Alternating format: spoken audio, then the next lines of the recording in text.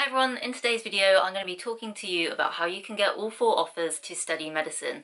I personally got 4 offers from Kiel, Exeter, East Anglia and Birmingham.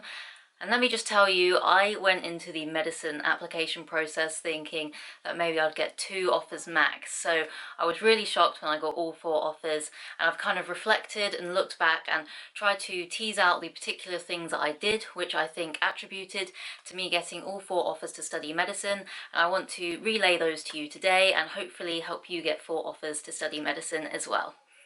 My first and most important tip is be strategic about the universities that you choose. So you need to choose medical schools that have an interview selection process that mirror your strengths, not your weaknesses. So by this I mean that every medical school has a different interview selection process. Some rank candidates based on their UCAT score, their personal statement, or even their GCSE grades. So you really need to think about your best attributes and choose a medical school's that has a selection process that aligns with that. So for me, I knew that my strongest attributes really were my work experience, my personal statement, my GCSE grades. So for me, I was going to choose medical schools with an interview selection process that was highly weighted on those factors. For example, I wanted to apply to Bristol University because I loved the course, I loved the place. However, they ranked their candidates based on the UCAT score.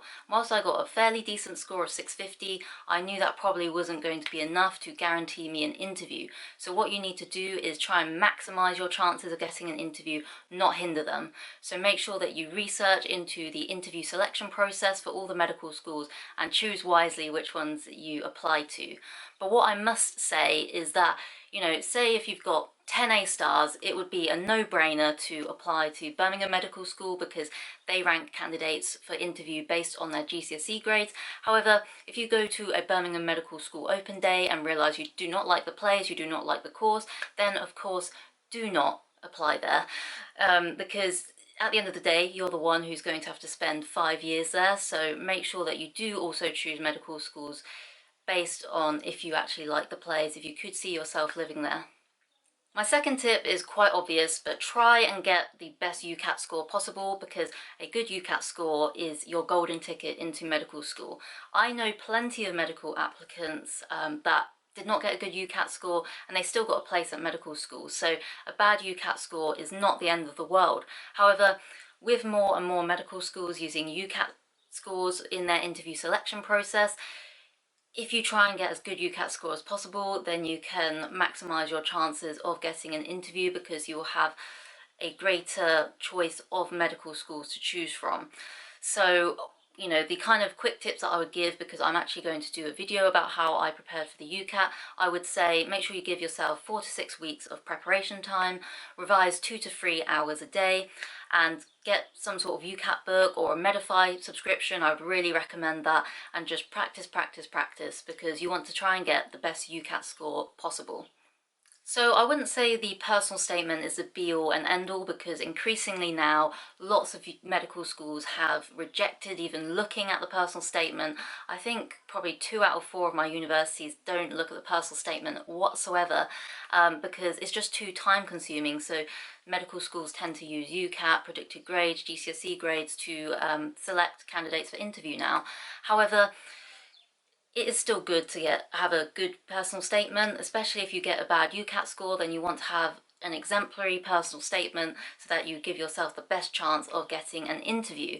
So my biggest tips for writing a personal statement, and again I will be doing a more in-depth video about this, is make sure you have an intro that is unique and personal to you.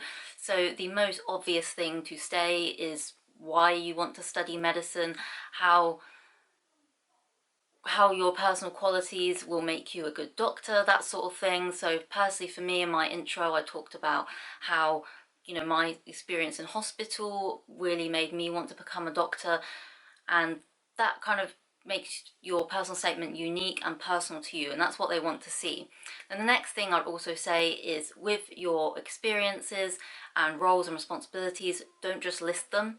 You need to reflect. You need to say why this particular skill will help you in your medical career, in your medical degree, how your work experience will makes you even more excited to become a doctor. So you've got to link everything back to that medical degree. So for example, if you ran a plant growing society in sixth form, then you need to say, running a plant growing society gave me skills such as organisation, sticking to deadlines, leading people.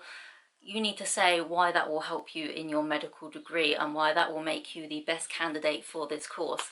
So, you know, you've got to really kind of persuade the the personal statement admissions tutor person that you are the right person to study medicine. Another really important tip is to try and get as much work experience as possible. Hey everyone, I'm just sat here editing this video and I've just realised that if you're applying to study medicine this year, then your work experience in Easter and summer has likely been cancelled. But what I'd say to you is feel rest assured that the medical schools are going to be extra lenient on work experience this year because they obviously understand that a lot of people's work experience has been cancelled. So what I would suggest to you is perhaps endeavour to do that work experience at a later date, but if not, then you can always get involved in volunteering opportunities. There's always volunteering things happening at old people's homes, in your local community, even more so now than ever because a lot of elderly people need help with their shopping in this current situation. And also places like Brighton Medical School are hosting virtual work experience on their website, so make sure to check that out as well. I think it was 5 different work experiences in the end, some at the hospital, some at the GP surgery, some at old people's home, and just getting that well-rounded experience of the medical sector is invaluable, especially in your interviews, because you know, I pretty much brought up my work experience in every single station of my MMIs. It was definitely something good to talk about. It really impresses the interviewer because they can see that you are aware of the harsh realities of medicine, you have experienced different things and you're able to reflect on it and say what you've learned. So definitely get as much work experience as possible. I know how hard it is to organise work experience, so I shall be doing a video about how to get your work experience, but the biggest thing that I can tell you right now is make sure that you start organising work experience at the start of year 12 because work experience places get picked up so quickly and there's so much competition for these places, so you need to make sure that you start getting them as early as possible. So I think ultimately the reason I did get all 4 offers was due to my interview skills. So you really need to ensure that you prepare for your interviews. Again, I will be doing a video on how to prepare for your interviews, but I did so much practice. I made teachers interview me, I made my family and friends interview me, I even got my local GP to do an interview with me.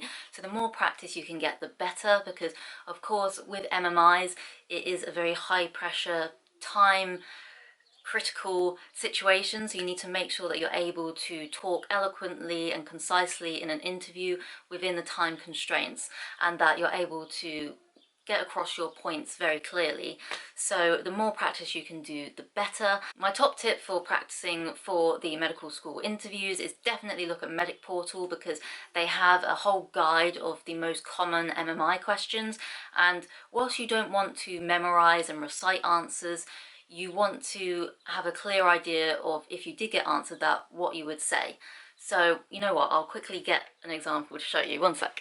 So for example, I went through the Medic Portal website and one of the most common questions is they ask you what qualities will make you a good doctor, and of course you don't want to just sit there and be like, I don't know.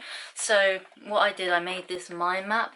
I will probably insert a picture because it's probably a bit blurry, but I put what qualities do you have that will make you a good doctor, and I just highlighted main points. So take time to listen and communicate properly, being approachable and decisive, and then I put examples down so that when I was practicing by myself the interview skills, then I could just look at that and see any points that I missed and be able to kind of look back on my answer and think how I could make it better and elaborate more of these points. So I definitely recommend that, and I also recommend doing a mind map for each of your work experience. So this is my one for shadowing a GP.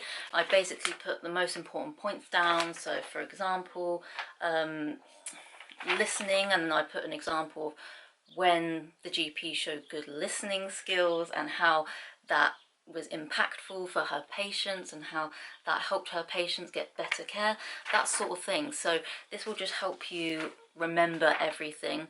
And one thing I also forgot to mention is on your work experience, keep a journal of your experiences, because you very easily forget them. Because for me, some of my work experiences, they were 6 months before I started writing my personal statement, so of course I wasn't going to remember everything, so I wrote it all down in a journal so that when I came to writing my personal statement I could look through it again and tease out any of the bits of work experience that I had forgotten.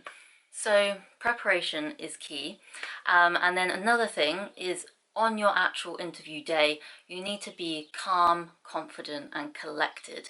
I know it's an extremely nerve-wracking process going in for an interview.